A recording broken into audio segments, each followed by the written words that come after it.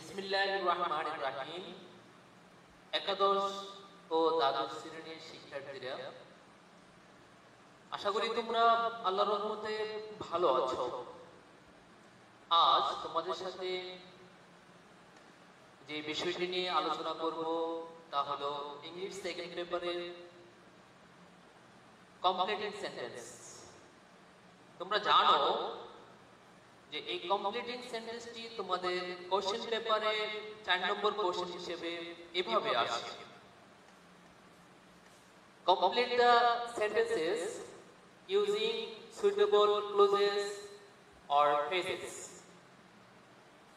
তো আমাদের এই কোশ্চেনটা আনসার করতে হলে আমাদের যে কাজগুলো করতে হয়, গ্রামারের রুলগুলো মেনটেন করতে হয় এবং পুরো সেন্টেন্সটা সম্পূর্ণ সেন্টেন্সটা পড়ে একটা ধারণা নিতে হয় যে বাকি অংশটা মিন্স ইনকমপ্লিট অংশটা কি চাচ্ছে ওটা আগে অনুভব করতে হয়। তারপর ওই সেন্সের উপর ভিত্তি করে একটি অর্থবোধক সেন্টেন্স যাতে হয় আমাদের বাকি অংশটা লিখতে হবে। তাহলে দেখো, আগে সেন্টেন্সটি আমরা ভালো করে পড়ি। এখানে তিনটি সেন্টেন্স দেওয়া আছে। The first sentence is we are late. আমাদের দেরি হয়ে গেছে। The class will start soon. Class আমাদের ক্লাস অতি তাড়াতাড়ি শুরু হয়ে যাবে। Walk fast. দ্রুত হাঁটো। লেফট, লেফটের অর্থ তোমরা জানো, অর্থ হলো পাশে আশঙ্কা হয়। একটু পর্যন্ত আমরা বুঝতে পারলাম যে ওয়াক ফাস্ট দ্রুত হাঁটো, লেফট পাশে আশঙ্কা হয়। এখন লেফটের নিয়মটা আমাদের ফলো করতে হবে। লেফটের নিয়মটি কি? লেফটের নিয়ম হলো একটি সাবজেক্ট হবে, তারপরে শুড হবে, তারপরে ভার্বের প্রেজেন্ট ফর্ম, তারপরে অবজেক্ট। স্ট্রাকচারটি একবার আমরা দেখে নেই। স্ট্রাকচারটি হলো সাবজেক্ট প্লাস শুড প্লাস ভার্বের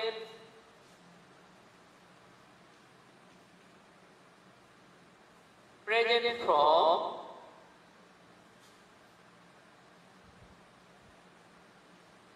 plus object. This is the structure to complete this sentence. Okay. Walk fast. Left. দ্রুত হাঁটো, পাছে আশঙ্কা হয়। কি আশঙ্কা হতে পারে? যেহেতু ক্লাসটা শুরু হয়ে যাবে, আশঙ্কাটা এরকম হতে পারে যে ক্লাসটা হয়তো হারানোর সম্ভাবনা থাকতে পারে। এবার স্ট্রাকচারের মধ্যে আছে সাবজেক্ট প্লাস শুড। তাহলে সাবজেক্টটা এখানে কোন সাবজেক্টটি আমাদের অ্যাপ্রোপ্রিয়েট হবে? যেহেতু walk, here this is verb. This sentence has started with verb. This is imperative sentence. তো সেই ক্ষেত্রে আমাদের ভালো হবে ইউ সাবজেক্টটি ব্যবহার করলে, কারণ আমরা জানি যে ভার্ব দিয়ে শুরু হলে সেন্টেন্সটির মধ্যে ইউ কথাটি উচ্চ থাকে। তাহলে আর কি বসাতে পারি? আমরা স্ট্রাকচার অনুসারে, নিয়ম অনুসারে শুড ব্যবহার করতে পারি। তারপর ক্লাসটি তাড়াতাড়ি শুরু হবে, তাহলে ক্লাসটি হারানোর সম্ভাবনা আছে। You should miss the class. Okay, and in this way we may also make another sentence. আমরা অন্য আরো সেন্টেন্সও তৈরি করতে পারি। এরকম ভাবে তৈরি করতে পারি যে take the umbrella, lest you should get wet. Okay, now second sentence here, there goes a proverb that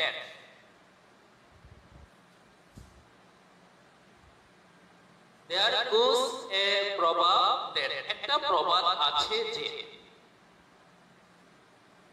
তারপর gap. And then next sentence has started. So we must make the proper use of time. এই সেন্টেন্সটির মানে হলো আমাদের উচিত সময়ের যথার্থ ব্যবহার করা। যখন প্রবাদ দিয়ে সেন্টেন্স শুরু হবে, মানে যে সেন্টেন্সটি প্রবাদ চাবে, যে ইনকমপ্লিট সেন্টেন্সটি প্রবাদ চাবে, সেই ক্ষেত্রে তোমাদের পুরো সেন্টেন্সটি পড়ে লক্ষ্য করতে হবে যে কোন প্রবাদটি এখানে সেন্টেন্সটি চাচ্ছে। তাহলে এখানে আমরা দেখি যে we must make the proper use of time, মানে সময় রিলেটেড যে প্রবাদগুলো রয়েছে, যে প্রবাদটি রয়েছে, সেই প্রবাদটি এখানে যাচ্ছে। তাহলে সময়ের সাথে সম্পৃক্ত কোন প্রবাদটি তোমরা নিশ্চয়ই জানো, যে time and tide wait for none, সময় এবং স্রোত কারোর জন্য অপেক্ষা করে না। তাহলে আমাদের এখানে এখন লিখতে হবে যে time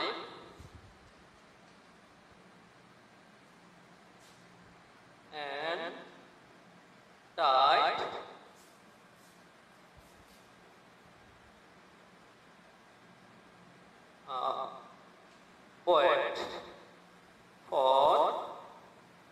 wait for na. Okay. And the next sentence is here. The condition of Mitu's father was well. মানে হলো মিতুর বাবার অবস্থা ভালো ছিল না। যদি I knew her mobile number, আমি যদি তার মোবাইল নাম্বারটি জানতাম, তাহলে লক্ষ্য করো এখানে if রয়েছে। তোমরা জানো যে if মানে হলো কন্ডিশন, মানে শর্ত। if যখন সেন্টেন্সে থাকবে তখন তোমাদের ভাবতে হবে যে এটা কোন কন্ডিশনের মধ্যে আছে। আর একটু স্মরণ করার চেষ্টা করো, কন্ডিশন হলো তিন প্রকার, মানে কন্ডিশনালটা তিন প্রকার: first conditional, second conditional, third conditional.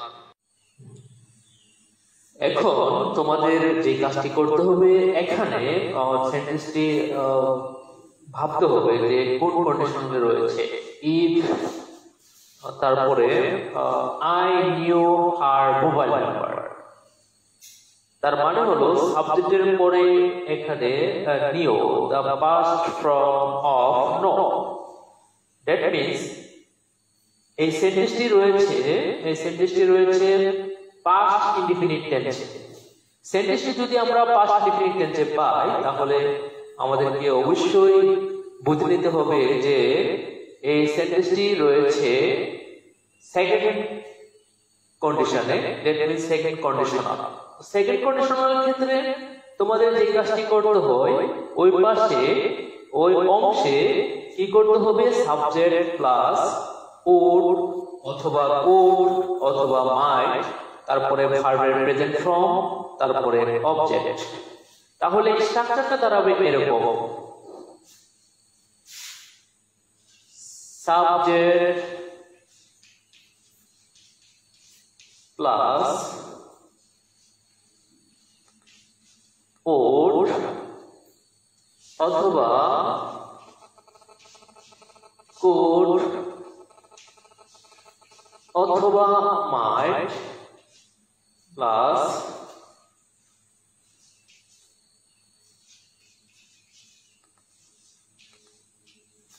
ভার্বের প্রেজেন্ট ফর্ম then object. এখন স্বভাবতই আমরা যদি ভাবি যে if I knew her mobile number, আমি যদি তার মোবাইল নাম্বার জানতাম, যেহেতু মিতু's father's condition was not well, তাহলে আমি কি করতাম? আমি তার সাথে দেখা করতে তাদের বাড়িতে যেতাম অথবা বাসায় যেতাম। তাহলে এখানে যেহেতু সাবজেক্ট রয়েছে আই, আমরা ওইখানে আই ব্যবহার করব। And then I could অথবা would অথবা might, যে কোনো একটি। I could, would, might, and then go to see him.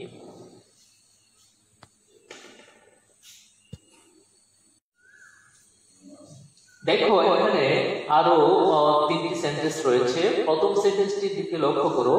প্রথম সেন্টেন্সটি হলো দো Bangladesh is a small country, মানে যদিও বাংলাদেশ একটি ছোট দেশ।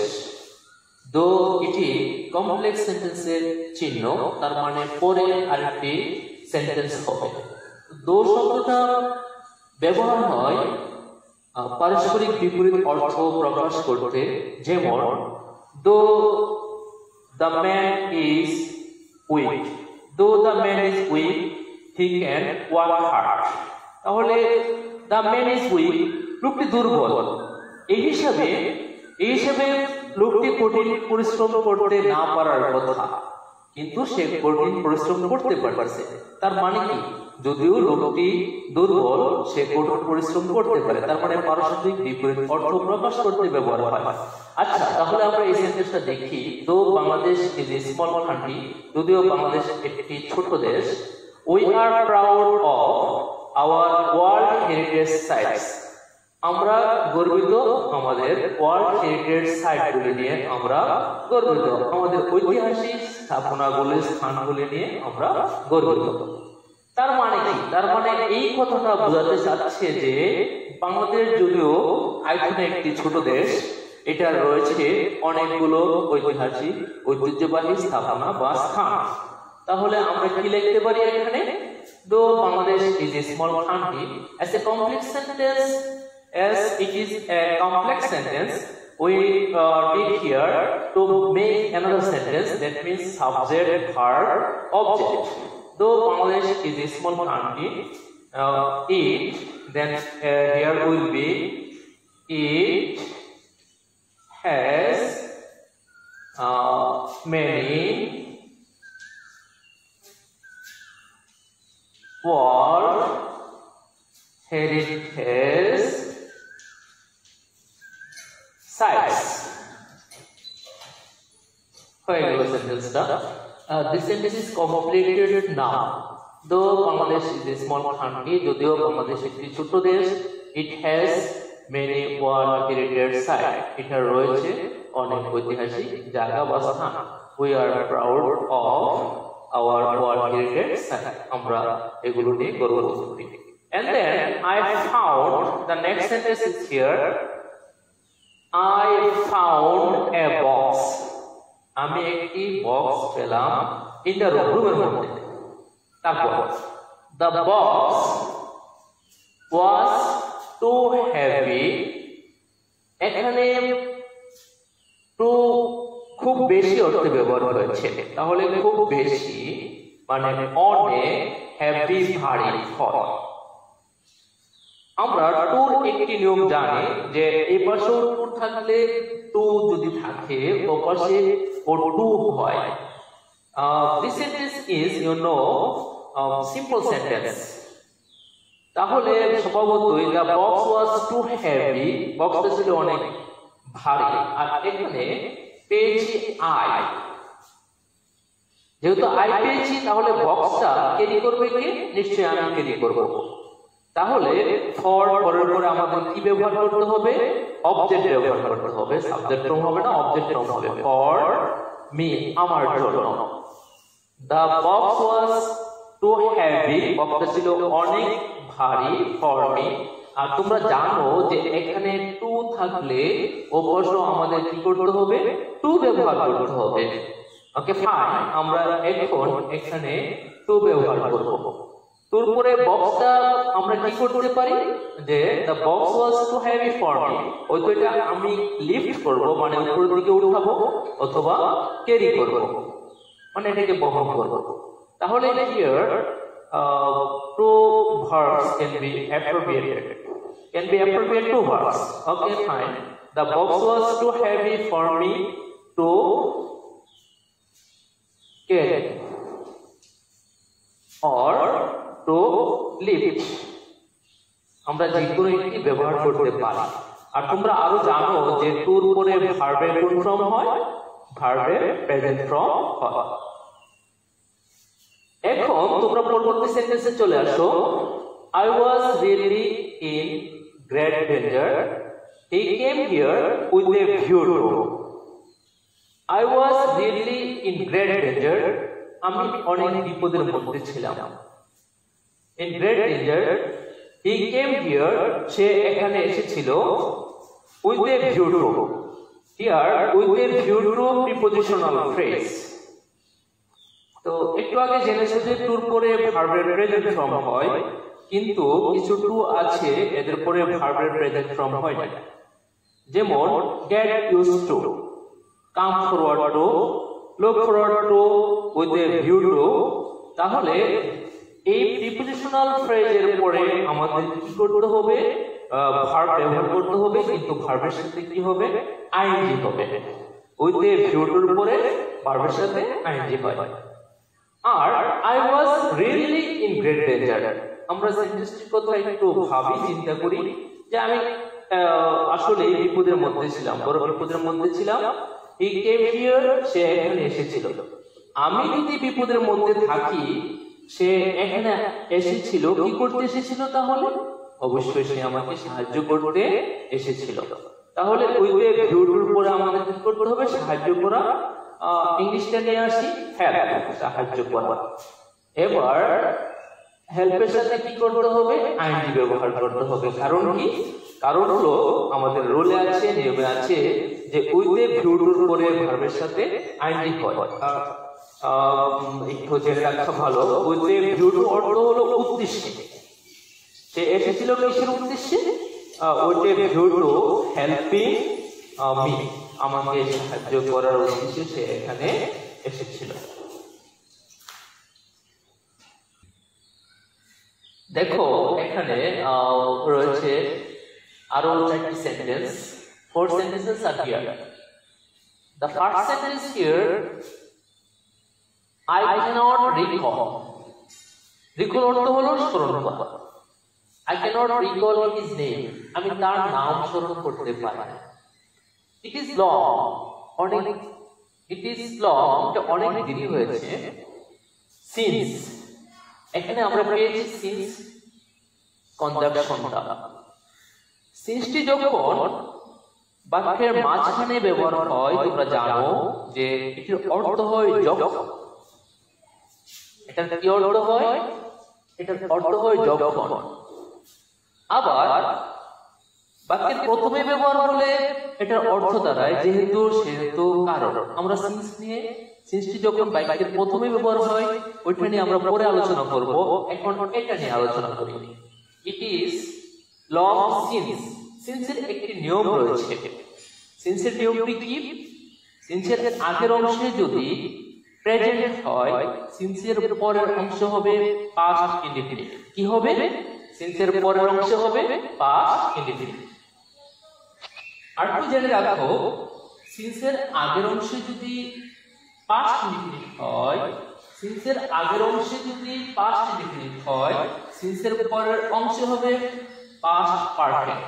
তো আমরা এখানে পেয়েছি ইট ইজ লং, এখানে পেয়েছি প্রেজেন্ট টেন্সে, পেয়েছি প্রেজেন্ট ইনডিফিনিটে, পেয়েছি it is long, it is long, এখানে পেয়েছি প্রেজেন্ট ইনডিফিনিট। তাহলে সিন্স এর নিয়ম অনুসারে পরের অংশ হবে পাস্ট ইনডিফিনিট। সিন্স এর পরের অংশ কি হবে? Past indefinite.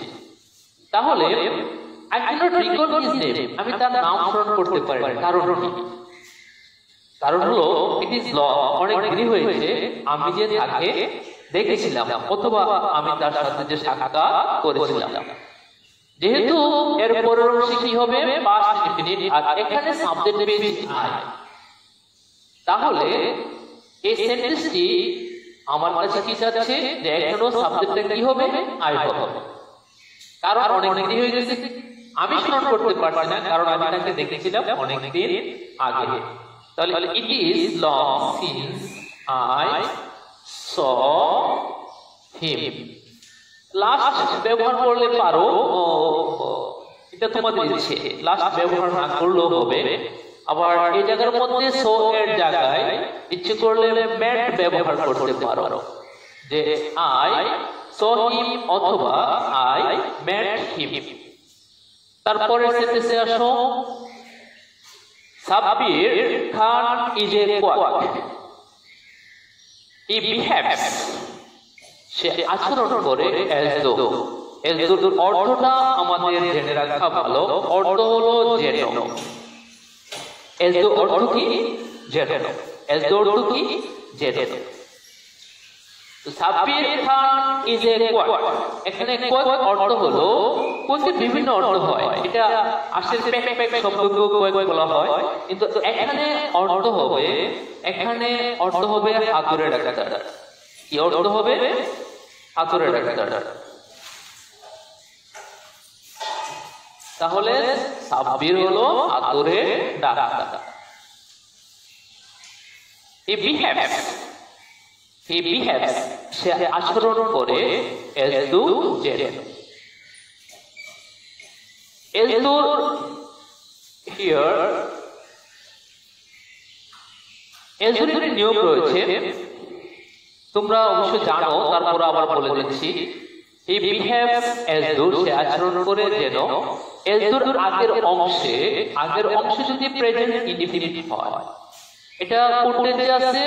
সাবজেক্ট প্লাস ভার্বের প্রেজেন্ট ফর্ম, দ্যাট মিন্স এটা প্রেজেন্ট ইনডিফিনিট টেন্সে আছে। তাহলে as though as if এর আগের অংশে, আবার কথাটা লক্ষ্য করো, as though as if এর আগের অংশে প্রেজেন্ট ইনডিফিনিট হলে পরের অংশে হবে পাস্ট ইনডিফিনিট। পরের অংশে কি হবে? Past indefinite. আর টু বি ভার্ব হিসেবে সব সময় কি হয়? ওয়ার হয়। টু বি ভার্ব হিসেবে কি হয়? ওয়ার হয়। তাহলে হি বিহেভস as though যেন, হি ওয়ার an expert doctor, সে একজন দক্ষ ডাক্তার। হি বিহেভস, সে আচরণ করে as though যেন, he was an expert doctor। তারপরে সেন্টেন্সটি দেখো, it is very cold, I have to put on warm clothes। কি আছে এখানে? it is very cold, এটা অনেক ঠান্ডা।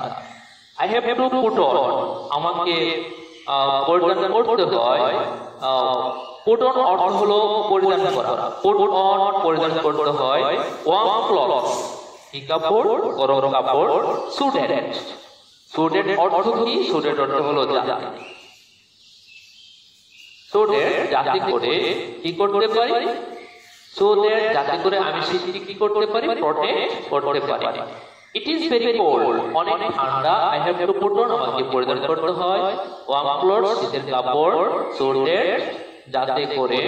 আচ্ছা, সুটেড তোমরা জানো যে সুটেডটি হলো কমপ্লেক্স সেন্টেন্সের একটি চিহ্ন, তার মানে পরের অংশে আবার সাবজেক্ট, ভার্ব, অবজেক্ট। পরের অংশে কি হবে? একটি সাবজেক্ট হবে, একটি ভার্ব হবে, একটি অবজেক্ট হবে। তারপরে সাবজেক্ট, ভার্ব, ওকে, স্ট্রাকচারটা এরকম, সাবজেক্ট, তারপরে ক্যান, তারপরে ভার্বের প্রেজেন্ট ফর্ম, তারপরে অবজেক্ট। তাহলে suited Okay, I'm writing here subject plus can অথবা কোড ব্যবহার হয়। তারপরে কোড কখন ব্যবহার হবে যদি স্টুডেন্টের আগের অংশে যদি পাস্ট থাকে, অর্থাৎ আই ওয়েন্ট দেয়ার, আমি ওখানে গিয়েছিলাম, স্টুডেন্ট যাতে করে I could see my friend, আমি আমার বন্ধুকে দেখতে পারি। তাহলে কি শিখলাম যে স্টুডেন্টের আগের অংশে যদি পাস্ট হয়, পরের অংশে হবে subject plus can, subject plus could, subject plus could. আর যদি স্টুডেন্টের আগের অংশে প্রেজেন্ট থাকে, স্টুডেন্টের পরের অংশ হবে ক্যান। তাহলে আবার লক্ষ্য করো এখানে সাবজেক্ট প্লাস ক্যান অথবা কুড প্লাস ভার্বের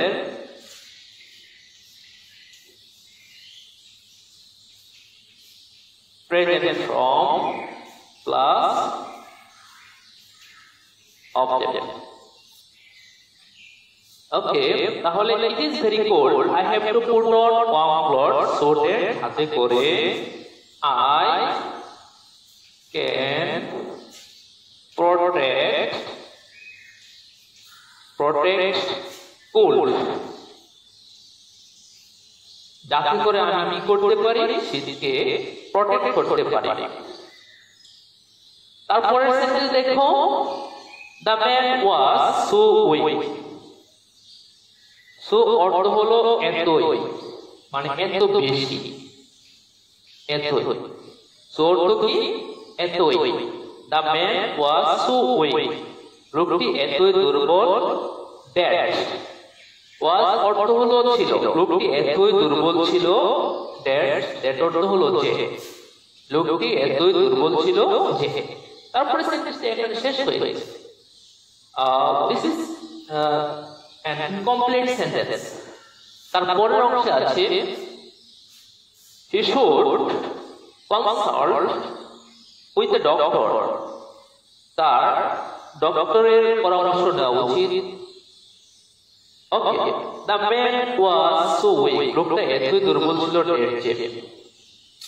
এই সেন্টেন্সটি পরের অংশটা যেটা হবে আমাদের নেগেটিভ সেন্স প্রদান করছে, যে লোকটা যদি দুর্বল থাকে তাহলে কি করতে পারবে, সে কি কথা বলতে পারবে, সে কি চলাফেরা করতে পারবে না।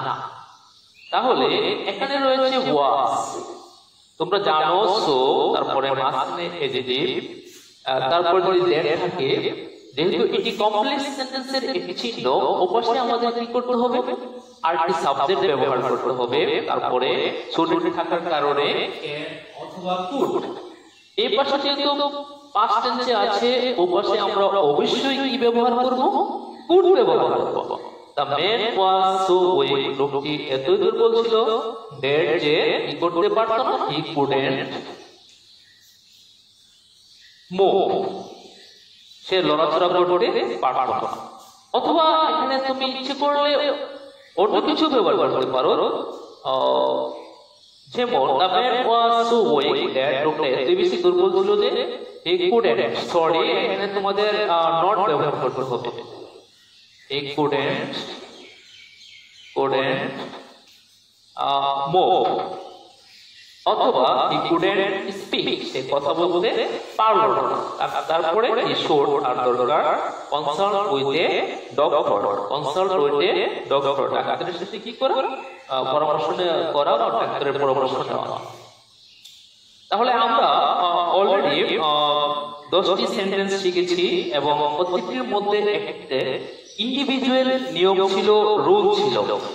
যেমন প্রথম সেন্টেন্সটি ছিল লেস্ট, প্রথম সেন্টেন্সটি কি ছিল অবশ্যই তোমাদের মনে আছে, লেস্ট। তো আমি এরকম ভাবে বলে থাকি যে লেস্টের পরে শুড হয়, অর্থ পিছে ভয় হয়। তার মানে কি, তার মানে হলো দেখো, Seema is studying seriously, lest Seema পড়তেছে, Seema is working hard, Seema is studying seriously, Seema study seriously. তো এই কথাটা তারা বোঝায় যে সীমা অনেক অনেক যত্নের সাথে পড়তেছে। কেন পড়তেছে? তার পিছনে একটা ভয় থাকে, সেই ভয়টি কি? সে পরীক্ষায় খারাপ করার একটা ভয় থাকে। যেমন তখন ইংলিশটা দাঁড়াবে এরকম যে সীমা স্টাডি সিরিয়াসলি লেস্টের উপরে কি করতে হবে? একটু প্রথম সেন্টেন্সটার মধ্যে চলে আসো, লেস্টের উপরে আমাদের কি করতে হবে? একটি সাবজেক্ট ব্যবহার করতে হবে, তারপরে শুড, তারপরে ভার্ব প্রেজেন্ট ফর্ম, তারপরে এক্সটেনশন অর সাবজেক্ট অবজেক্ট। তাহলে কি দাঁড়ালো যে Seema is studying seriously lest she should fail in the exam or she should cut a short figure in the exam. অথবা তোমরা এভাবে চিন্তা করতে পারো যে the man is walking slowly. The man is walking slowly. লোকটি ধীরে ধীরে হাঁটতেছে। ধীরে ধীরে হাঁটতেছে কেন? প্রবলেমটা কি? যে least he should fall down, তার সে পড়ে যেতে পারে, এই কারণে সে কি করতেছে? ধীরে ধীরে হাঁটতেছে। তারপরে ছিল প্রবাদ ছিল। তো প্রবাদগুলোর ক্ষেত্রে কয়েকটি প্রবাদ আছে যেটা আমরা পরবর্তী ক্লাসে আরো আলোচনা করব।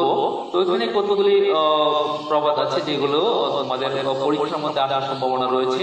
তো প্রবাদগুলি আরো কয়েকটা প্রবাদ শিখে নেবে, তাহলে তোমাদের জন্য সহজ হবে। তারপরে সেন্টেন্সটা ছিল কন্ডিশনাল। কি ছিল? কন্ডিশনাল। ওইটা সেকেন্ড কন্ডিশনাল ছিল। সেকেন্ড কন্ডিশনালটা কি? সেকেন্ড কন্ডিশনালটা হলো ইফ এর সাথের অংশে পাস্ট ইনডিফিনিট টেন্স হবে। তো ইফ এর সাথের অংশে যদি পাস্ট ইনডিফিনিট টেন্স হয়, আমরা কি শিখলাম যে সাবজেক্ট could, তারপরে ভার্বের প্রেজেন্ট ফর্ম, সাবজেক্ট could, তারপরে ভার্বের present form. For example, if he came here, সে যদি এখানে আসতো, I could help him, আমি তাকে কি করতে পারতাম? সাহায্য করতে পারতাম। if he wanted my help, সে যদি আমার সাহায্য চাইতো, I could help him, আমি তাকে কি করতে পারতাম? সাহায্য করতে পারতাম। পরবর্তী চতুর্থ সেন্টেন্সে ছিল দো অলদো দিয়ে। দো অলদো মানে হলো তোমরা জানো যে যদিও মানে কি? যদিও বিষয়টা এরকম যে যদিও লোকটি গরিব, সে সৎ, তার মানে কি? যে গরিব হলে তার আচরণের মধ্যে একটা পরিবর্তন আসার কথা, কিন্তু সেই পরিবর্তনটা আসে নাই। তার মানে কি? বিপরীত বোঝাচ্ছে। Though the man is poor, he is honest. তার মানে কি শিখলাম? although যখন সেন্টেন্সে থাকবে, পরবর্তী সেন্টেন্সটি বা পরবর্তী অংশটি হবে পারস্পরিক বিপরীত।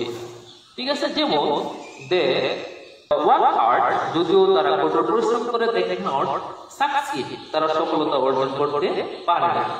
তারপরে সেন্টেন্সটি ওখানে দেখো টু রয়েছে, টু হেভি। তোমাদের কি ওয়ার্ডের দিকে তাকাতে হবে? the box was too heavy, এরকম ধরনের একটি সেন্টেন্স ছিল। তো এখানে টু শব্দটি কি অর্থ দিয়েছে? নিশ্চয়ই তোমাদের মনে আছে, অনেক অর্থ দিয়েছে। যেমন আমরা বলি the man was too weak, তখন ওই বাকি অংশটা আবার কি দিয়ে কমপ্লিট করতে হয়? আবার টু দিয়ে করতে হয়। the man was too weak, লোকটা এতই বেশি দুর্বল ছিল কি করতে? টু ওয়াক, হাঁটতে অনেক বেশি দুর্বল ছিল। তারপরে ছিল একটি প্রিপোজিশনাল ফ্রেজ। ফ্রেজটি কিরকম? With a view to. ওটি ভিউ টু অর্থ কি? উদ্দেশ্যে বা জন্যে। I went there, আমি ওখানে গিয়েছিলাম with a view to meeting my friends, with a view to helping the poor people, আমি ওখানে গিয়েছিলাম দরিদ্রদেরকে সাহায্য করতে। তো with a view to পরে যেটা তোমাদের সবসময় মনে রাখতে হবে, আর যে জায়গাটার মধ্যে তোমরা ভুল করে থাকো সাধারণত, with a view to পরে ভার্বের সাথে আইএনজি হয়, তোমরা অনেক সময় আইএনজি দিতে ভুলে যাও। তারপরে ছিল সিন্সের নিয়ম। সিন্সের আগের অংশে যদি প্রেজেন্ট হয়, ভালো করে মনে রাখো, সিন্সের আগের অংশ যদি প্রেজেন্ট হয়, পরের অংশ হবে পাস্ট ইনডিফিনিট। সিন্সের আগের অংশ যদি প্রেজেন্ট হয়, পরের অংশ কি হবে? Past indefinite. For example, it is many years since his grandfather died. It is many years since his grandfather died. তারপরে সেন্টেন্সের কথা চিন্তা করো, সিন্সের আগের অংশে যদি পাস্ট ইনডিফিনিট হয়, সিন্সের পরের অংশে হবে পাস্ট পারফেক্ট। নিশ্চয়ই তোমাদের পাস্ট পারফেক্টের স্ট্রাকচার বা গঠন প্রণালী তোমাদের মনে আছে। সাবজেক্ট, হেড এবং ভার্বের 3 নম্বর ফর্ম। যেমন মেনি ডেজ পাস্ট, অনেক দিন চলে গেল। Since I had visited America, আমি আমেরিকা পরিদর্শনে গিয়েছিলাম, অনেক দিন হয়ে গেল।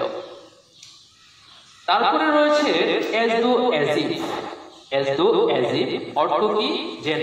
as do as if অর্থ কি যেন। as do as if যখন অর্থাৎ কনজাংশন হিসেবে যখন ব্যবহার হবে, এর আগের অংশটার দিকে তাকাবে। আগের অংশে